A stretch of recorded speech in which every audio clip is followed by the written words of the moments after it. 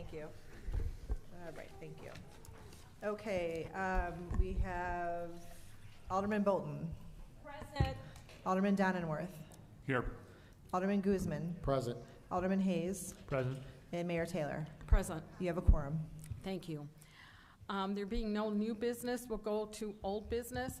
I don't know that we're going to get through all of these tonight because I want to keep council on schedule. But if I could have permission, the ones that are actually up for ordinances, A, B, H, and I, could we hear those first? And then do the discussion on the other ones. Are you guys okay with that? If we did those four first? Fine with me. Do you need Fine. a motion? Okay. Item A, can I have a first and a second for item A? First. Okay, I need a second. Second. Okay, so that was Alderman Hayes and second Donenworth. This is an ordinance amending the Waukegan Code of Ordinances to adopt by reference the most recent version of the Lake County Watershed Development Ordinance. I think you went through this during your aldermanic briefings. This is something that needs to be decided, I believe, before the next city council meeting. And this is an engineering one, and we do not have our engineer here tonight. But Kelly and I will try and answer any questions we can on it. Are there questions to this motion? Okay, being no questions, roll call, please. Alderman Bolton. Aye.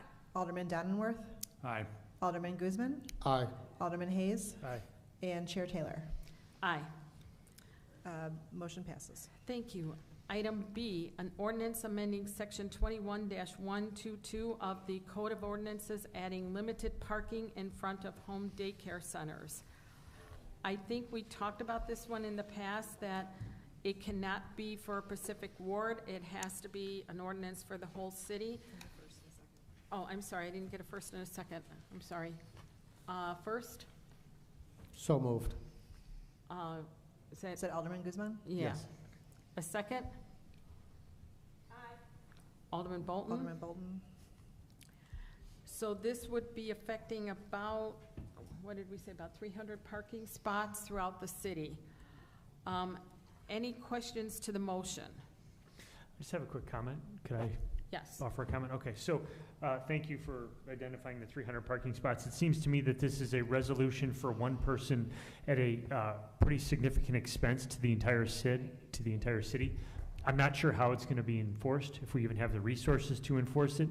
And by carving out parking spots in front of this particular daycare, it means we have to do it in front of every daycare, and it will cause parking issues, concerns, and confusion for neighbors in all of these neighborhoods that have at-home daycares. So my concern is, while we may be solving one person's problem, which is terrific, we are creating problems for people throughout the city. We're also, there's expense for installing these signs. It looks like it's $80 a sign, costs about $11,600, and then we need to allocate staff and code enforcement, police potentially, to enforce this. And then if we get a neighbor who's then parking during these hours in front of a daycare, then that neighbor is going to be ticketed. I think parking, it's no secret, has been confusing in the city at best, and this is just going to add additional confusion and cost to the city. So I frankly don't see any reason why we should pass this ordinance. I'm not on the committee, but can I? Sure. I believe, according to this ordinance, this will be carried out just like someone that wants to get a handicap parking in front of their home. They would have to apply for it. We're not just going to go out and put up a sign in front of every daycare. They would have to apply for this, that it's a hardship for their daycare. That's the only way they could get it. And I believe there is a fee for the handicap. Is there going to be a fee for this? Alderman, if I may, that's not, that was not contemplated in the ordinance as amended on the agenda tonight. You mean the fee wasn't contemplated, or the hardship application? No fee, and I don't. No fee? So the way that the ordinance, it's amending the parking restriction ordinance to add home daycare drop-off and pick-up, 'cause that's where it logically would fit in the code. And right now, it would be amended to state, or proposed amendment would be, owners of home daycare centers may apply to the licensing division of the building department to obtain a restricted parking sign in front of their building. Where a restricted parking sign is posted in front of a home daycare, parking is prohibited during the designated hours as set forth herein. So they would actually have to apply for it. Yes. I'm sorry, what did you say? Repeat that, please, Alderman Nudis. No, according to this ordinance, it would be carried out just like a handicap parking request. If someone had an issue with this, then they would apply for the daycare sign in front of their home. We're not just gonna go out and put a free parking space, or not a free, but just designate a free space in front of every home daycare. They would have to apply if they have a hardship and needed this service. I agree, because some daycares are saying they don't want this. They don't need it, yeah. And so if they did want it, I'm hearing you say they have to apply. Yeah. Okay. There should be a fee. We should not pay. They should cover it. They want the spot, there's gonna be a fee. You gotta pay. It's not for free. I think I think that's a really good point, Alderwoman Newsom. Your point's a good one as well. You know, if you want dedicated parking, I think you got to go get brick and mortar retail, storefront space. We're talking neighborhoods, and yes, you have a home-based business. I understand that, but it doesn't mean that you should be able to take away parking spaces from your neighbors. So that's my reservation here, in addition to the cost, and maybe that's something that could be worked around. It just seems that if we're going to add additional parking restrictions within the neighborhood, it's just going to cause some frustration and confusion. And if people, to my first point, want the dedicated space, there's plenty of space in the city of Waukegan that they can lease that has a dedicated parking lot, which would ensure that they have ample parking. One more thing, there needs to be also some kind of deposit, so when they're done, so we can pull it. Because they cannot just stay there and then all of a sudden they go bankrupt or something happens and then they're no longer a daycare and then all of a sudden they leave and then we're not informed of it or anything like that. We need to know so we can remove this and not somebody else is using it for their pleasure or leisure. So if I could just add some comment, Mayor Taylor, just from procedural aspect. So one, we need, you know, if the committee wants to approve the ordinance, it most logically fits in the restricted parking ordinance. It doesn't currently have a fee schedule. So then the fee schedule ordinance that I believe the licensing department uses for various fees would have to be amended separately. Because I don't think it would make sense here from a procedural standpoint to also list in the same ordinance section what the fee is. Because I believe, and Commissioner Salas, I see, is here, can speak to the licensing fee schedule and how that is updated every year. Well, if we need a motion, I'll motion to amend. Wait, I have something I'd like to say before you change the motion. Is that? Okay. Good evening, everyone. So the question was if we have a separate fee schedule, and yes, the business licenses do have a separate fee schedule. So a fee to add for this parking could be added to this rather than inside the ordinance itself. That way we could change the fee schedule anytime we want or change the ordinance, vice versa. Any other questions for? Sure. Well, I'll ask it because it was part of this. What is the current fee for the handicap parking? Is it $75? Do you remember? Well, I don't remember for that. I'm sorry. I can't remember. I can look it up though. Yeah. Can you look that up for us? I think Sure. it's 75 off the top of my head, but not 100% sure on that. And so I'm assuming that's going to be $75 per space then, because that's what it is for a handicap space. And if you want two, then it's $150.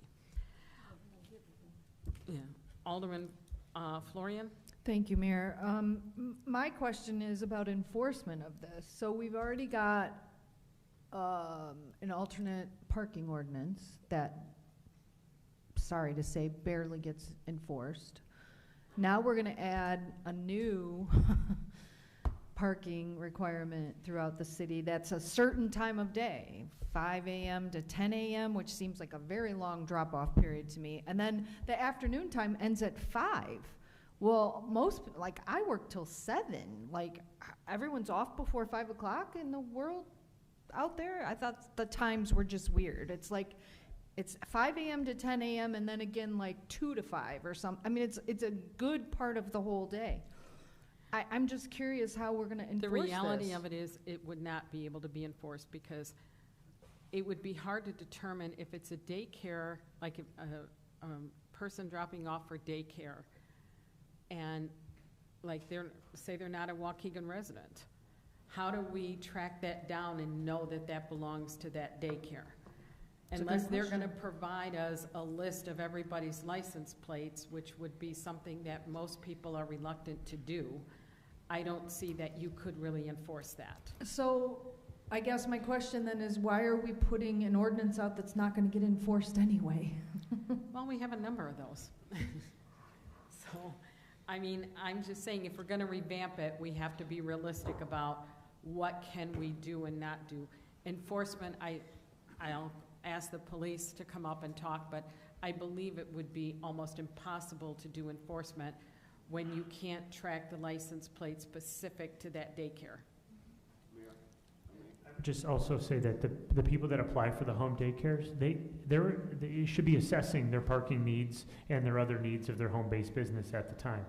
And if they don't have adequate parking, then that needs to be considered at the time that they apply or contemplate creating the business. To Alderman Florian's point, and to my earlier points, we're creating more confusion, and we're creating more things that need to be enforced. If they're not enforced, people are going to come before us and say, well, you don't enforce this ordinance, so why are you enforcing this one? Or police need to come out and enforce this new daycare parking ordinance. It's going to create way more problems than it's going to solve, and that's not what we need to be doing for everybody throughout the city. And can I just make one more point? Well, let me call on Commissioner Sillis. I'm sorry, so the ordinance for it's $75, it's chapter 22, section 118.1, letter E.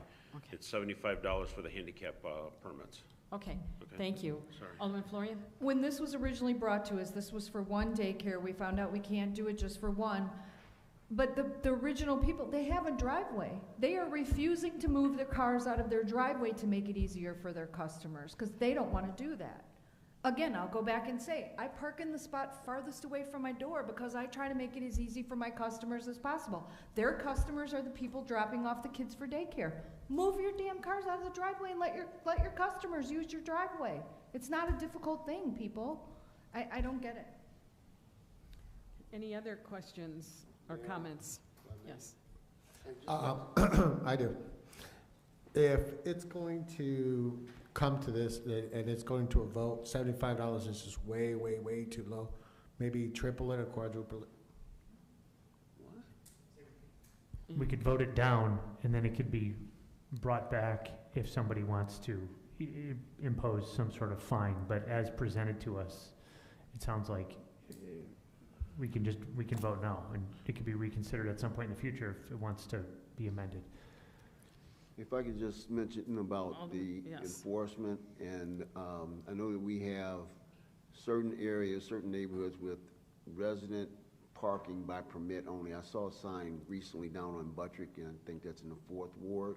You'd implement the same kind of policy, they apply for the space as described, just as they would a handicap parking space, and then we issue, give them 5 or 10 by permit only stickers for their customers, right? So when parking enforcement is out in the neighborhoods and they see a car in that space, if they don't have the permit sticker in their window, they get a ticket.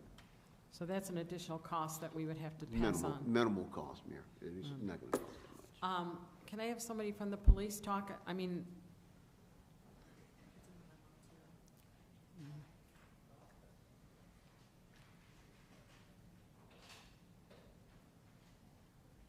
I just want to know, does the police see this as a problem or not? Potentially, yeah, because, you know, short of a permit parking sticker, how would we enforce it? And if my wife drops the kid off instead of me, the sticker's on my car but not on my wife's car, then we write them a ticket, and yet they were dropping them off, it could be an issue.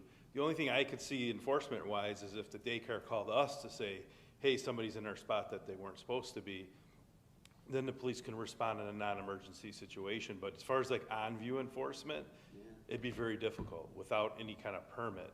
And then again, with the permits, you know, you'd have to issue enough to where, you know, the person going there would have that right permit on the car. Otherwise, again, we're gonna be ticketing people that we shouldn't be ticketing. I have a question. I'm not part of this committee, but wouldn't it be just as simple as, like, when you're in downtown and it says, you know, only certain amount of parking, otherwise there's fines? I mean, people seem to avoid these areas when there's signs like that. I don't think this is a super big, complicated puzzle. If they apply for it, not everyone wants it, right? So if they apply for it, they give them the space, they have a sign, and I mean, people for the most part avoid if it has specific, restrictions. So it's not a big puzzle. I think, you know, it wouldn't be a bad thing. Yeah, the whole part where they're calling police to because they're parking there, that could be an issue. But for the most part, you know, when you go downtown, people avoid parking certain spaces if there's a sign there, and that's the whole point of it. You know, it's not. I don't think it's gonna. We're asking the police to enforce it. You know, for the most part, people will avoid these spaces. That's my opinion in terms of. I think that's true better in downtown though than it is in residential neighborhoods. I don't know. We don't know. Yeah. If we did permits, you'd almost have to like rotate those every 6 months, because you may be with that daycare for now, but then in 6 months' time, and you don't want people keeping permits that shouldn't have them, you know what I mean? So that would be the problem with permits, if, you know, or stickers, I mean, like if we did it that way. Yeah, we had those with the city in our city lots for a while, and we did away with that. And we'd have to go through every 6 months to a year, change the permit colors to at least know that it's not an old permit, it's a new permit, and stuff like that. But I would think from an on-view standpoint, you know, like you were saying, people would be deterred, but at the same time, it's in a residential neighborhood where the squad cars aren't traveling as much. Whereas downtown, they're traveling quite a bit more often. In a neighborhood, people might feel comfortable thinking that a squad car is not gonna come around, and they may take that chance versus a public street. Any other questions to this? Okay. Roll call, please. Alderman Bolton? No. Alderman Donenworth? Aye. Alderman Guzman? Aye. Alderman Hayes? No. Mayor Taylor? No. The ordinance fails. Okay, the next one is H. Can I have a first and a second? Excuse me, does that fail in committee, or does that go up to the council? It still goes to the council with a negative recommendation. Yeah, but not to, it doesn't go tonight. Not tonight. You got a first, Mayor. A first, Alderman Hayes, a second on H. Aye. Alderman Bolton. This is an ordinance to amend Chapter 9 of the City Code to remove the adoption of the 1991 National Fire Code and to amend certain license fees. Is the fire chief here? Okay. First off, I'll ask, are there any questions to this? Yes. Amend license fees. What do we amend? Raising or lowering? What is the cost now? They're being lowered. No. How much?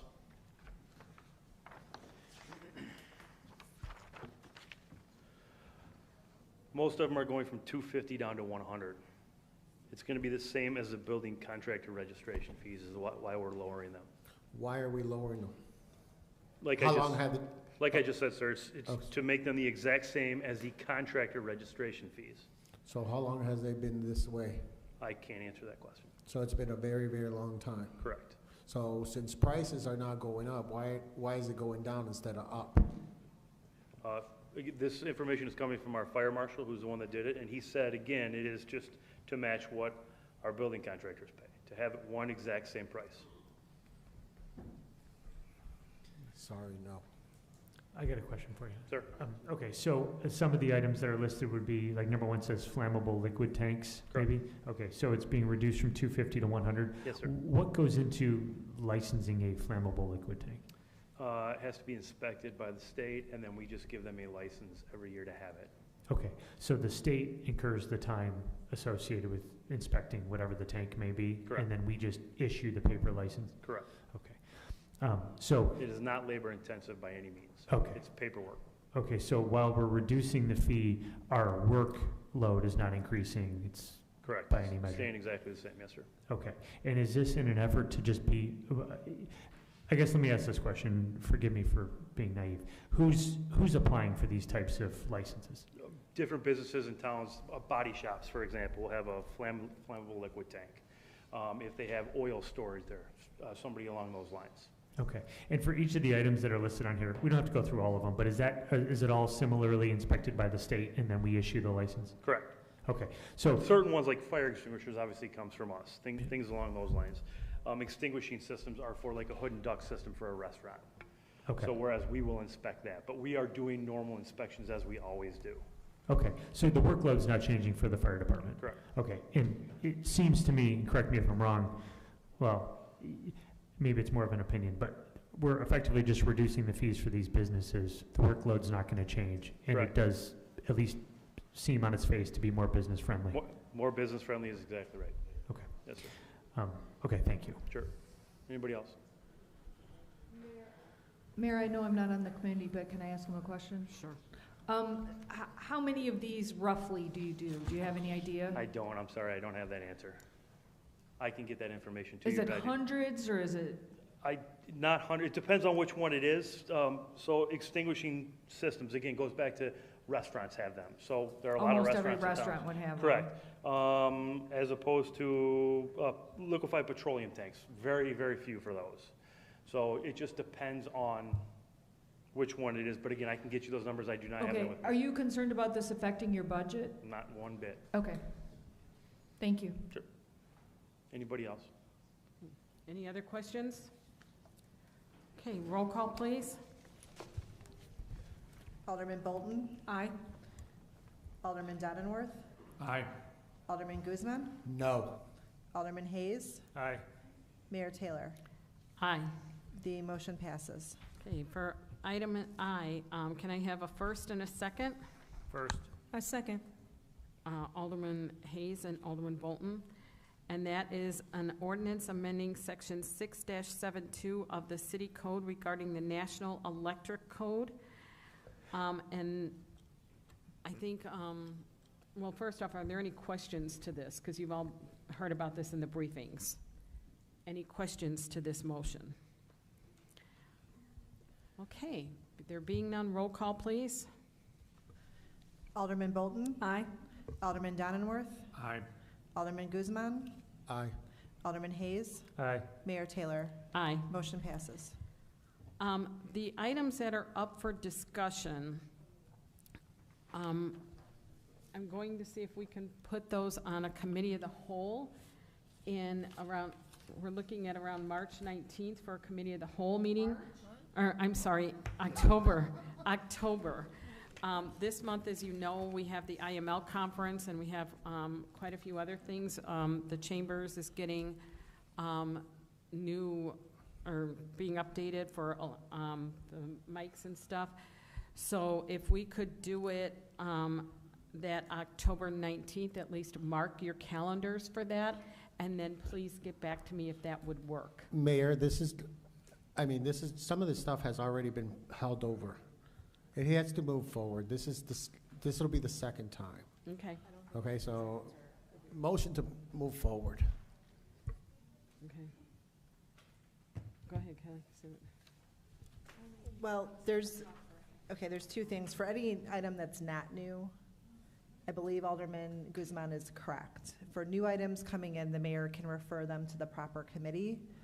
These are on committee, so I think what I would say for procedural, if these are to be moved, I think at this point that would have to happen by a vote as to the new items.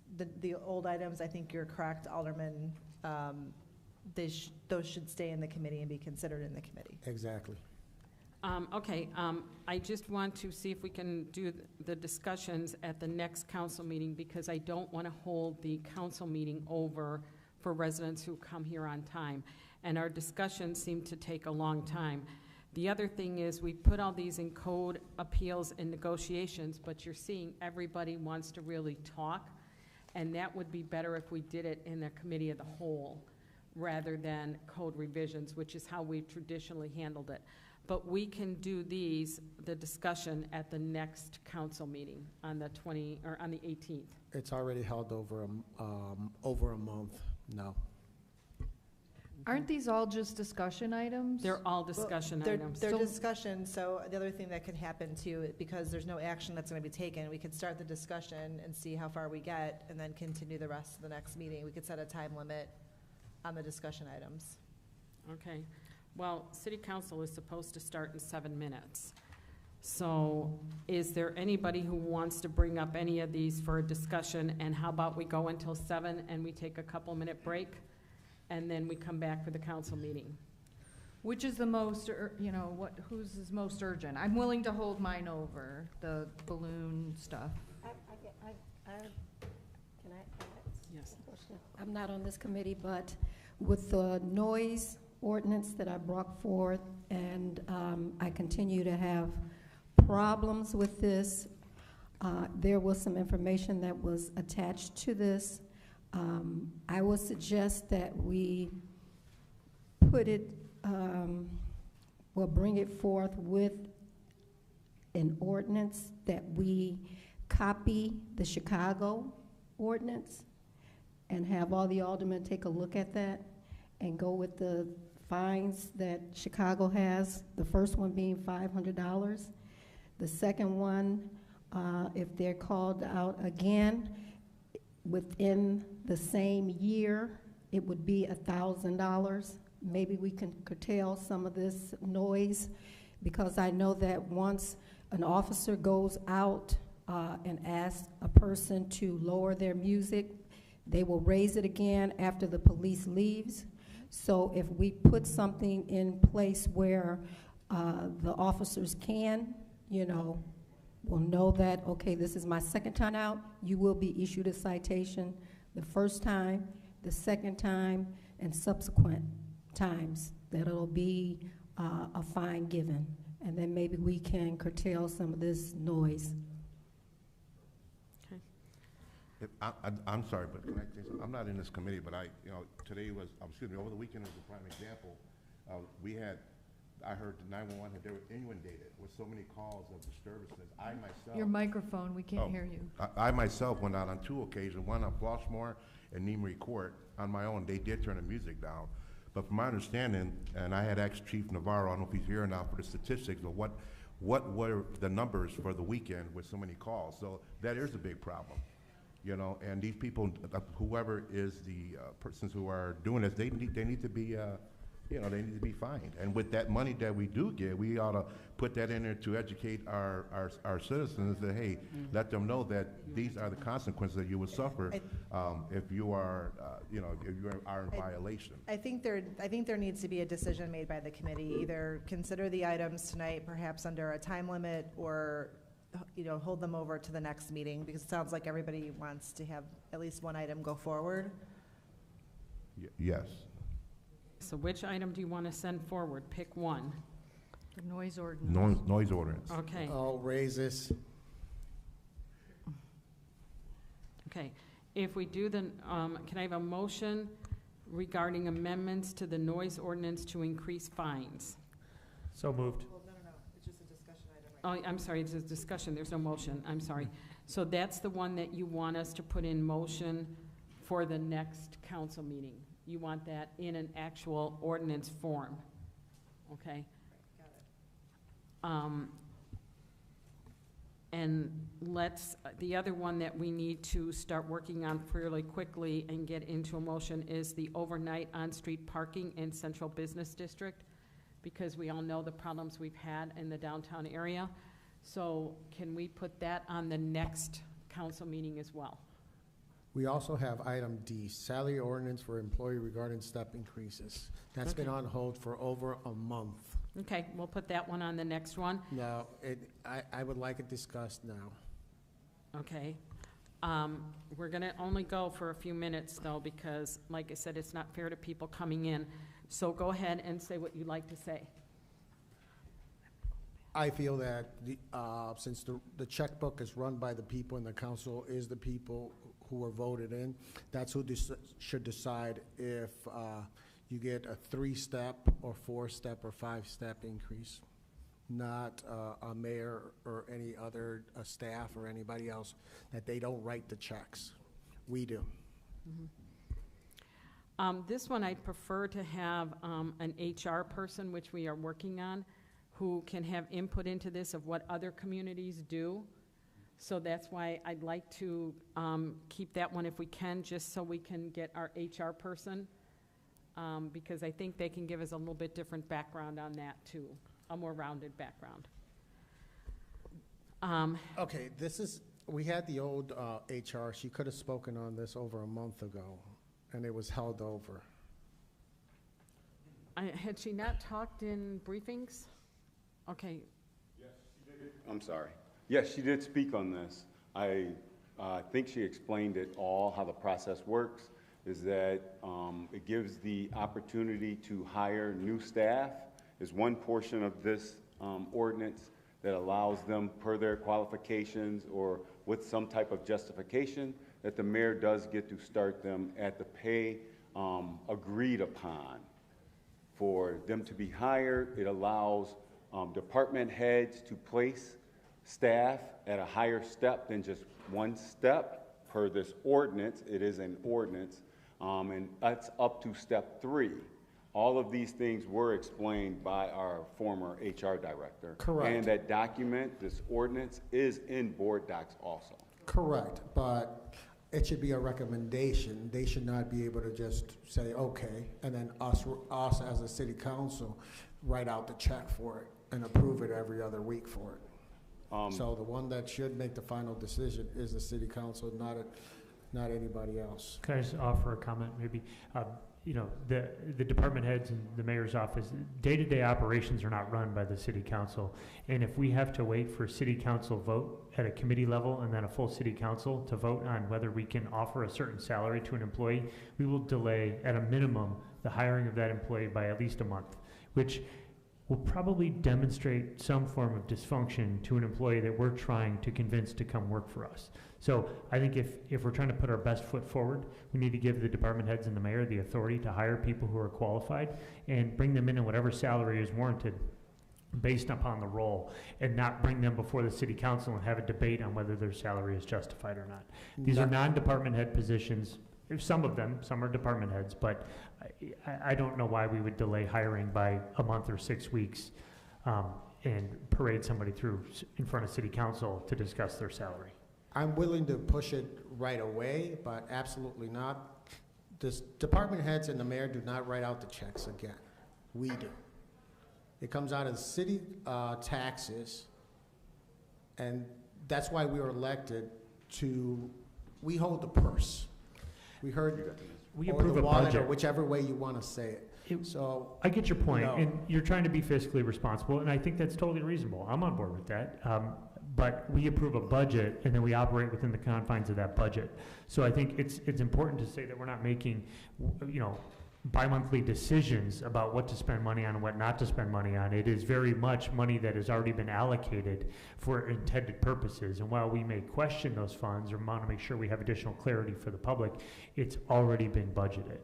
And the prior point is when we hire people, we need to make decisions quickly. We retain headhunting firms to find people for us, and we're not going to be able to attract the talent that we need, for example, in a finance director, if it takes an additional 6 weeks just to get approval to hire the person at the pay grade in which is warranted.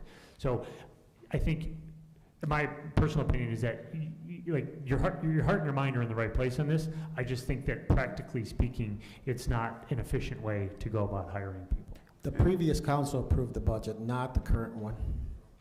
Also, can I add one other thing also in support? The mayor is acting fiscally responsible. She has been told by both recruiters that our starting pay is too low, and the mayor has restrained that we're going to stay within those steps, and she bargains with each recruiting candidate to bring on the best at a pay scale that is appropriate. So those against the recommendations of our recruiters, the mayor is attempting, when she's sitting in these meetings, to bargain for the best price. So that is not just a given, we give them what they want. The mayor does take that in consideration, their qualifications and the justification for them to get the negotiated price. And as the alderman said, yes, our timelines are short when we're bringing on these different individuals, because the candidates aren't just looking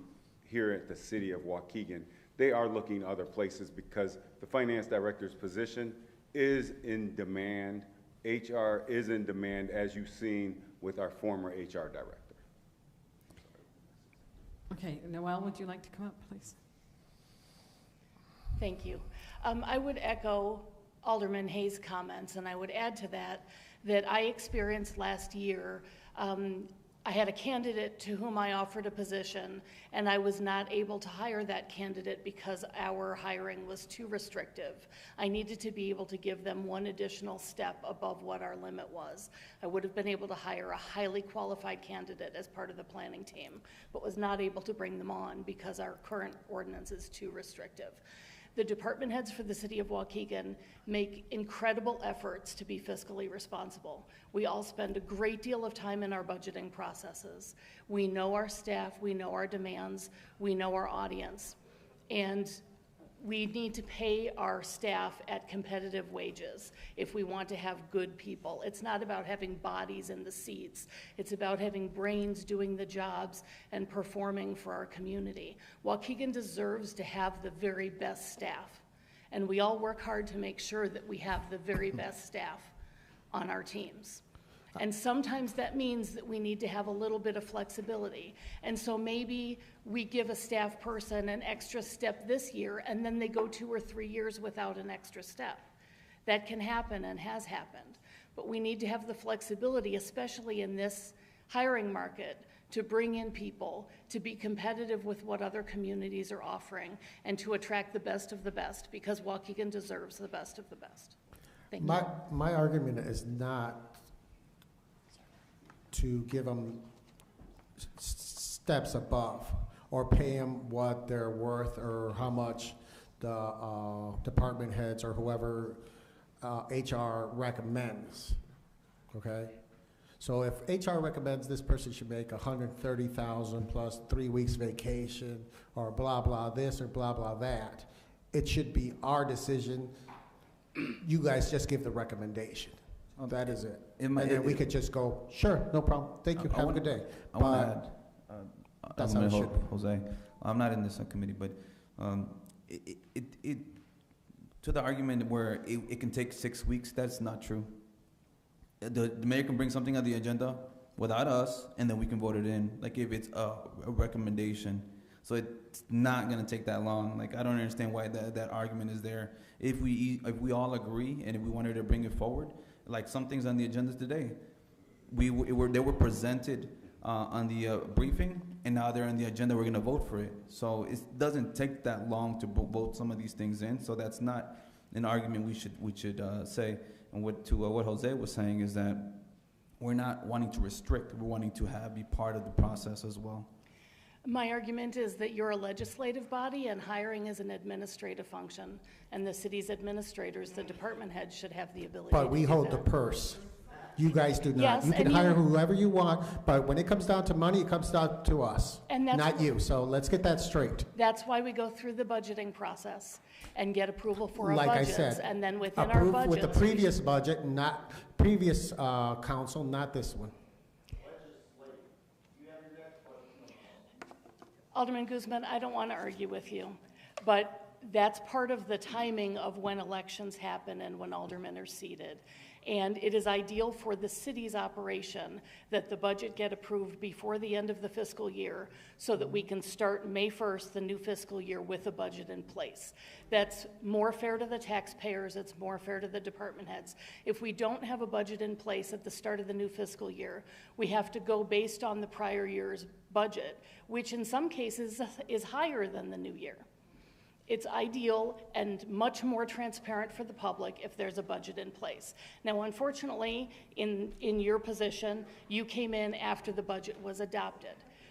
If you wish to make an amendment to the budget, I would suggest that would be the more appropriate method to do it, not to start to lean into administrative functions. It's best for the council to stick with legislative functions, and I know I'm overstepping my role here. I apologize, but I have worked for the city for almost 34 years. I've been through a whole lot of aldermen, a whole bunch of mayors. I've seen this happen, this kind of thing, over and over again, and it is not transparent for the public when legislators step into administrative functions. I'm not trying to step into administrative functions. Participating in hiring. Talking about the money. That's all I'm talking about. And that's I can managed take the through the budget recommendation. You can process, hire sir. whoever you want, but when it comes to money, it stops here. The line I stops here. agree, and that is why the council has the role of approving the budget. Okay, so I guess the only question I have, and I think we need to direct our corporate counsel, do we even want to move this on and make a motion for this, or does the committee feel in general that this is not appropriate to move on? I mean, this will affect promotions, it would affect, so like your police, fire, it'll affect everybody. So I guess I'm gonna ask from the committee a vote whether you want to move this on to have it as a motion, since this was just a discussion, or do you not want to move it on at all? Actually, I put a motion to put this forward. That's how come it ended up in committee in the first place. Okay, so let's So do it a should- motion. to Can I move have forward. a second to that motion to move it forward from this committee? Is there anybody else who wants to move that forward? To an ordinance. So that would be Alderman Hayes, Alderman Donenworth, or Alderman Bolton. Do you want to move it forward? No, ma'am. You said no? No. So moved. So there being no, Second. you are going to second it? Yep. Okay, so we're going to move it ahead to put on a motion at the next time. And then we're going to curtail some of these discussions so that we can move the city council meeting on. So we will we'll start to get these into motions for the next city council meeting. Okay? Okay. Any public comment? Can I have a motion to adjourn? So move. Second. Okay. Yep. All those in favor? Aye. Aye. Okay, and let's take a 4-minute break, and then we'll be back to start the council.